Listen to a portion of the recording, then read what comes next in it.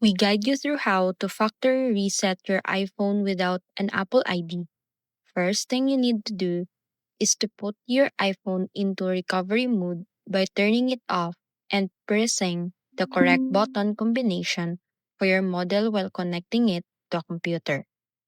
Next, open iTunes or Finder, select your device, and click Restore to erase everything and reinstall the latest iOS. Make sure you back up your important files beforehand because this will delete all data. And finally, after the process is done, your iPhone will restart like new, ready to set up without needing your Apple ID. Follow these steps carefully, and you'll have a fresh iPhone in just a few minutes.